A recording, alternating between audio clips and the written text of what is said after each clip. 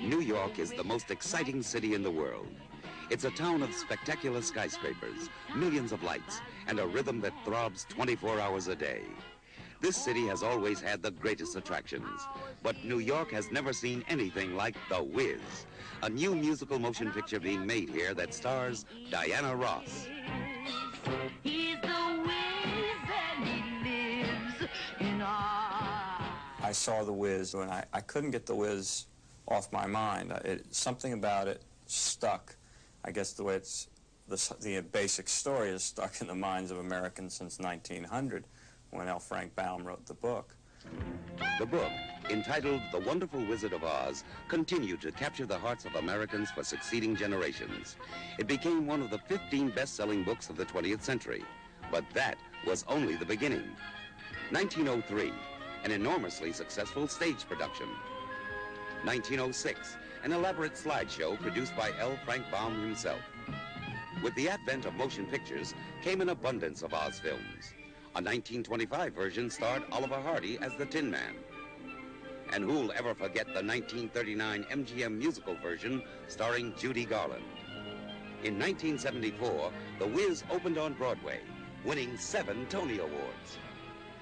The first step was in trying to conceptualize how to make The Wiz a motion picture, which was a slow process. And as we were trying to work that out with the studio and with special effects and so on, I got a call. I was awakened at about 5 in the morning by a call from Berry Gordy. Diana Ross had just awakened him with this crazy notion that she should play Dorothy in The Wiz. And I said, what? 5 o'clock in the morning, she wants to play Dorothy in The Wiz? And by sunup, I thought it was a great idea. And by the afternoon, Diana Ross was playing Dorothy in The Wiz, and the deal was closed. And it was at that point that we began to look for a very, very major director to handle the project. It had grown from an idea of a small fantasy to a large major motion picture. The director chosen was Sidney Lumet. Sidney Lumet. He felt that today everybody lived in cities, and if we were going to make a modern Wizard of Oz, it would have to be urban. And since he's an inveterate, die-hard New Yorker, he wanted to do it based around New York. Sidney talks about working with Diana Ross.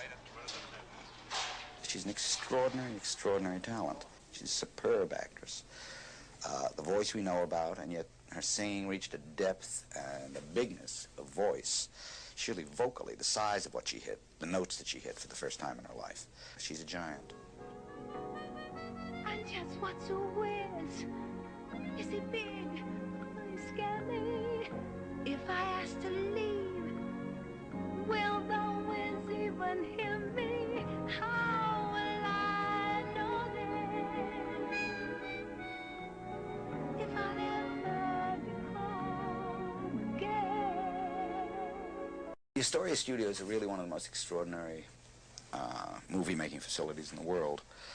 I don't know if you know it, it's the 6th largest soundstage in the world. It's got everything.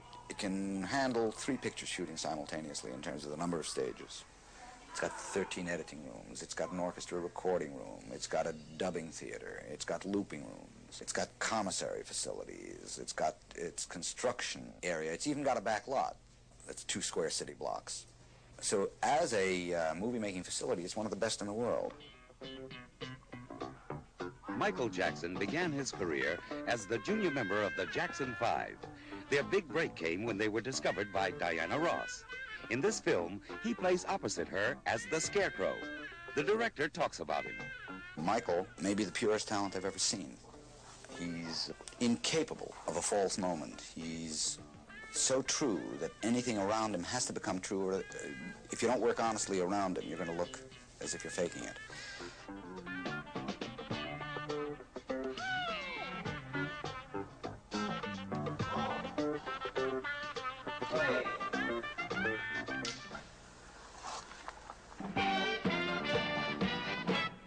You can win.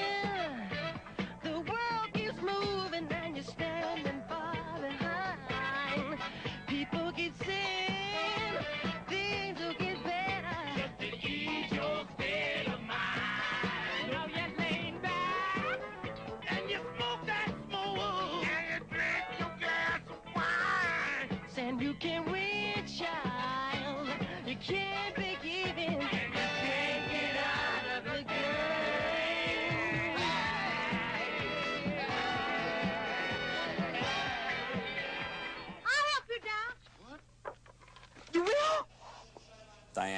Garfunkel had had a relationship in the past from their Motown days, and it shows in the film the kind of warmth and friendship between the two, which was very important to the relationship between Dorothy and the Scarecrow.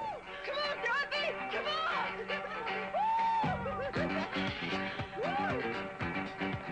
Come on and ease on down the road. Come on, ease on down the road. Don't you carry nothing that might be a load. Come on, ease on down the road. Pick your left foot up, bring your right one down. Come on, legs keep moving, don't you lose the ground. Just you keep on keeping on the road that you choose. Don't you give up walking, don't you give up shooting. Sidney came in and said, "You know who should play the Tin Man?" I said, "I'm stumped on that one." He said, "Nipsey Russell." And it seemed like Nipsey Russell, the comedian. Well, the Tin Man, well, it's hard to know. So we had a reading. Nipsey came in. He had the entire part committed to memory, and he started to move. And he was so mechanical and so funny and yet so warm, he had the part. Ease on down the road. Ease on down the road. Don't you carry nothing that might be a load. Come on, ease on down the road. Come on. I couldn't conceive of a lion other than Ted Ross, who had created the role and had won the Tony Award for the Broadway production of The Wiz. There was no one else who had that kind of bravura and that kind of... He becomes a lion in front of your very eyes. Ease on down the road. Don't you carry nothing that might be a load. Come on, ease on down the road. We decided the Emerald City we were going to build in the 8-square-block plaza behind the World Trade Center. And to that, which might be the largest musical production scene ever done, it was huge. The whole scene was an incredible production in and of itself. When we were shooting Emerald City, we had to place 22 playback speakers, hide them, design them into the set, because the dancers were so far apart that because of the speed at which sound travels, the dancers in the back would be hearing it close to a half-second or three-quarters of a second later than the dancers in the front.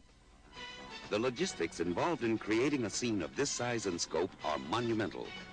We had 400 dancers making 3 complete costume changes. That's 1,200 costumes. And I would think the crew for the 4 nights down there must have run over 1,000. Just the wardrobe handlers. I think we had over 120 wardrobe handlers. We were using 9 generators. We used 35,000 lamps down there. The music of the film has been completely redone by Quincy Jones. Possibly, or at least in my opinion and in Sidney's opinion, the most talented arranger, composer, conductor, artist going today, and certainly the only one who could have handled the scope of The Wiz.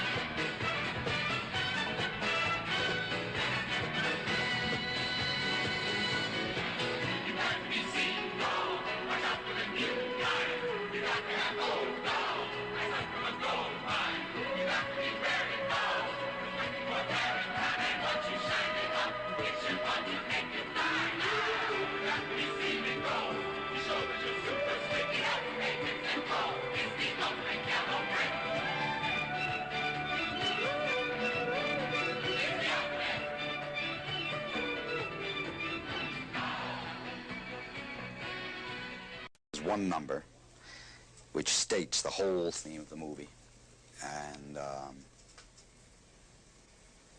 comes just before the end, and it needed a great singer. And if you're going to talk about great singers, that's one choice, and that was Lena.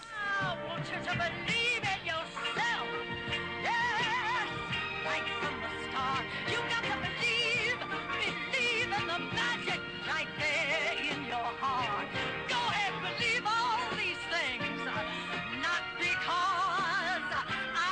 told you to. No, go ahead, believe in yourself.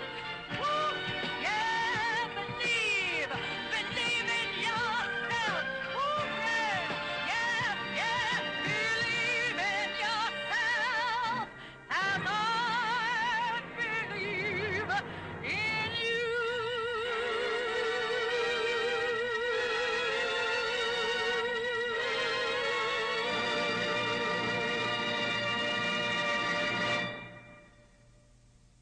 Nothing this large has ever been done in New York City in New York's history as far as films go.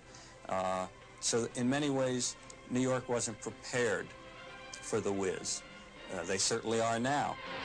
Everybody be glad, 'cause the sun is shining just for us.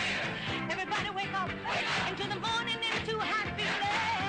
Hello. Diana Ross, Sidney Lumet, a movie company, and the largest cast of musical performing talent ever assembled for a motion picture have turned New York City into a large-scale fantasy land with The Wiz.